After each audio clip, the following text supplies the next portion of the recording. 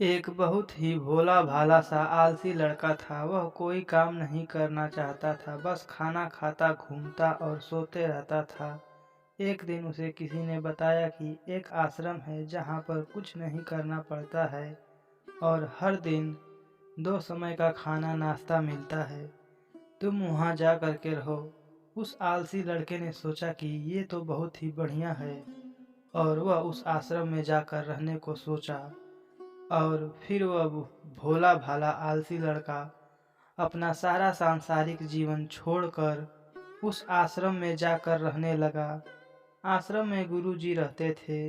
वह कुछ समय सबको प्रवचन देते हैं। वह आलसी लड़का सुनता था, बाकी समय आराम करता था और फिर भर पेट खाना खाकर सो जाता था। ऐसे ही उस लड़के का दिन गुजरता गया। एक दिन आश्रम में कुछ भी नहीं बना। नाश्ते के समय नाश्ता नहीं मिला। उसने सोचा, नाश्ता नहीं मिला, भोजन तो मिलेगा। अब भोजन के समय भी उसे भोजन नहीं मिला। लड़का दौड़ करके गुरुजी के पास गया और उसने पूछा कि आज भोजन क्यों नहीं बना। गुरुजी ने कहा कि बेटा, आज एकादशी है और जितने भी आश्रम के सदस्य हैं उनका उपवास है और तुम्हारा भी आज उपवास है। आज भोजन नहीं बनेगा। वह आलसी लड़का था और उसे भूख भी बहुत लगता था। उसने गुरुजी से बोला कि मैं उपवास नहीं रहूँगा, मुझे भूख लगी है, मैं खाना खाऊँगा। गुरुजी ने बोला ठीक है, जाओ भंडारे में से सामान ले कर के आओ और आश्रम में नहीं, कहीं बाहर ले जा कर के बना लो, लेकिन याद रखना भोजन बनाने के बाद सबसे पहले भोग भगवान को लगाना और फिर तुम प्रसाद पाना। वह लड़का बोला ठीक है और फिर अनाज लेकर नदी की ओर पहुंचा। भोजन पकाने लगा, तैयार हुआ। उसके बाद कहने लगा कि भगवान श्री राम आइए, पधारिए, भोग लगाइए। अब जब उसे लगा कि भगवान तो आ नहीं रहे तो फिर कहने लगा कि मुझे मालूम है आपको तो अच्छा खाने की आदत है ना, मैं बना नहीं पाया, मुझे अच्छा भोजन बनाने भी नहीं आता, लेकिन जो भी रूखा सूखा बना है आकर खा लीजिए। भगवान श्री राम उसकी सरलता पर बहुत ही प्रसन्न हुए और उस लड़के को दर्शन दे दिए। उसने देखा कि भगवान श्री राम आए हुए हैं और उनके साथ में माता सीता भी आई हुई हैं, लेकिन लड़के ने सिर्फ 2 लोगों के लिए ही भोजन बनाया था, एक अपने लिए और दूसरा भगवान के लिए। और अब क्योंकि भगवान के साथ माता सीता भी आई हुई थी, तो उसने उस भोजन को माता सीता और भगवान के सामने ग्रहण करने के लिए रख दिया। भगवान श्री राम और माता सीता ने भोजन किया और उसके बाद जब वह जाने लगे तो यह भोला सा आलसी लड़का बोला कि प्रभु, आप आए, दर्शन दिए, बहुत अच्छा लगा, मुझे खाने को कुछ नहीं मिला, लेकिन कोई बात नहीं, लेकिन आपसे एक विनती है कि अगली बार जब आप आएंगे तो कितने लोग आएंगे ये बता दीजिएगा, ताकि मैं उतने लोगों के लिए भोजन बनाकर रखा रहूं। भगवान श्री राम मन ही मन मुस्कुराए और फिर अंतर ध्यान हो गए। लड़का आश्रम गया। दिन बीतता गया और फिर एकादशी का दिन आया और इस बार उसने 3-4 लोगों के लिए अनाज लेकर के खाना बनाने के लिए नदी के किनारे पहुंचा और उसने बड़े प्रसन्नता से भोजन बनाया और इंतजार करने लगा कि प्रभु आइए और भोग लगाइए। इस बार लड़का देखता है कि भगवान श्री राम पूरा राम दरबार ले करके आए हैं, जैसे माता सीता, लक्ष्मण, भरत, हनुमान जी और सभी लोग आए हैं। लड़के ने 3-4 लोगों का भोजन बनाया था और इस बार भी भोजन कम पड़ गया। लड़के ने निराश होकर भोजन को प्रभु के आगे रख दिया उन्होंने भोजन किया और फिर चले गए और इस बार भी लड़का फिर से भूखा रह गया। अब लड़का फिर आश्रम गया। दिन बीतता गया और फिर एकादशी का दिन आया और इस बार गुरुजी से कहने लगा कि गुरुजी मुझे इस बार थोड़ा ज़्यादा अनाज चाहिए।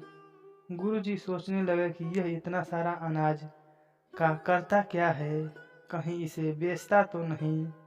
फिर उन्होंने कहा ठीक है, भूख से परेशान रहता है। लड़के ने कहा कि नहीं गुरुजी, मैं भूख से परेशान नहीं रहता हूँ। प्रभु के साथ बहुत लोग आते हैं, उनको भी तो भोजन कराना पड़ता है। गुरुजी को लगा कि लड़का पागल हो गया है, लेकिन गुरुजी ने सोचा कि चलो एक बार चलकर देख लेते हैं कि लड़का इस अनाज का करता क्या है।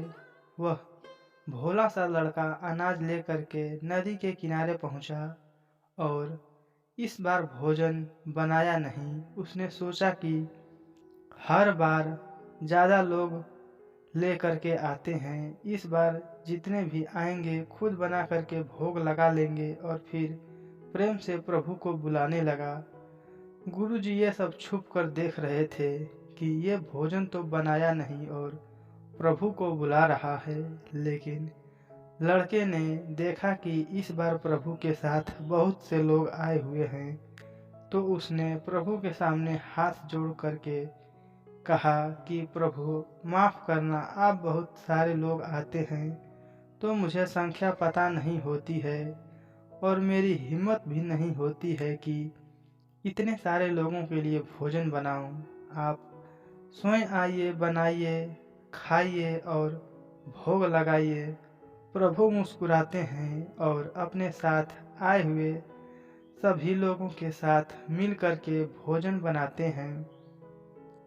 गुरुजी ये सब छुप कर के देखते हैं और फिर लड़के के पास आकर के कहते हैं कि तुम ये क्या कर रहे हो। लड़का कहता है कि गुरुजी, आपको दिखाई नहीं दे रहा कि भगवान श्री राम पधार चुके हैं, माता सीता भी आई हुई हैं और हनुमान जी आए हैं और सभी लोग आए हुए हैं, भोजन बन रहा है। गुरुजी ने बोला कि पागल हो गए हो, मुझे तो कोई दिखाई नहीं दे रहा। लड़का को गुस्सा आ गया और बोला, प्रभु आप ये क्या कर रहे हो? एक तो मुझे भूखा रखा है और गुरुजी को दर्शन नहीं दे रहे हो, मुझे पागल समझ रहे हो? कृपया करके गुरुजी को दिख जाओ। भगवान बोले, नहीं, मैं इन्हें नहीं दिख सकता। लड़का बोला, क्यों नहीं दिख सकते? मेरे गुरुजी तो बहुत महान हैं, बहुत बड़े ज्ञानी और ज्ञाता हैं। भगवान बोले, हाँ ज्ञानी और ज्ञाता होंगे, लेकिन तुम्हारी तरह एक सरल नहीं है। जो सरलता तुम में है वो तुम्हारे गुरुजी में नहीं है। लड़के ने ये बात गुरुजी से कह दी कि भगवान श्री राम कह रहे हैं कि आप में सरलता नहीं है, आप मेरी तरह एक सरल नहीं हैं, इसलिए आपको नहीं दिख सकते। गुरुजी की आंखें नम हो गई और रोने लगे और बोले कि बिल्कुल सही कह रहे हो, मेरे अंदर तुम्हारे जितनी सरलता नहीं है। और फिर माफ़ी मांगने लगे। फिर भगवान ने गुरुजी को भी दर्शन दे दिए। ये कहानी हमें सिखाती है कि जीवन में सरलता सबसे आवश्यक है। जितना सरल बने रहेंगे उतना ही जीवन में आगे बढ़ते चले जाएंगे। जब आप सरल होते हैं तो आप खुद भी मुस्कुराते हैं और दूसरों को भी मुस्कुराने की वजह देते हैं। यह कहानी अब समाप्त हुई। यह कहानी अच्छी लगी तो हमारे चैनल को सब्सक्राइब कर लीजिए। दोस्तों, आपके एक शेयर और सब्सक्राइब से हमारा जीवन बदल जाएगा। दोस्तों, कृपया करके हमारे चैनल को सब्सक्राइब कर लीजिए। धन्यवाद दोस्तों।